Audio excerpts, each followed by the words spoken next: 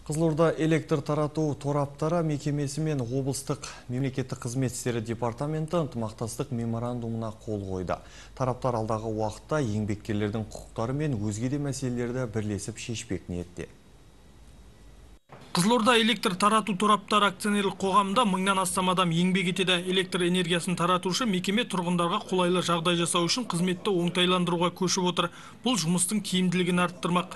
Осыған дейін облыстық мемлекеттік қызмет істері департаментінің өкілдері монополист компанияның жұмысына сыртқы талдау жүргізген. Нәтижесінде есептеуіш мамандар толтырған актілердің 81,5% тұтынушылардың пайдасына шешілген. 2018 жылдың өзін алатын болсақ, 54 өтініштің 68,5% төмендетілген.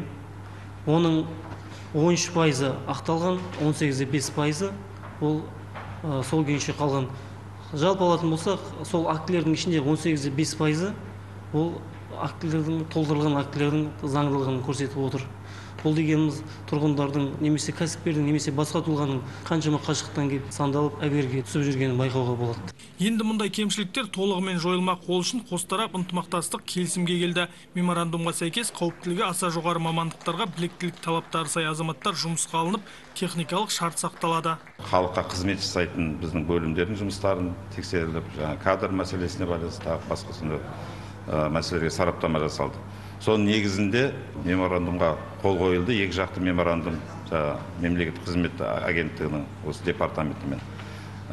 Бұл меморандумда осы сараптама негізінде анықталған біздің жұмыстағы кемшіліктер, сыбайлас жемқорлыққа, тәуекелдікке әкелетін сондай мәселелердің барлығын біз анықтап, сол меморандумда соларды келешекте соларды болдырмауға, сосын ары қарай біздің сол халыққа қызмет жасайтын біздің жұмысымызды ары қарай жетілдіруге құжатқа қол қойылды.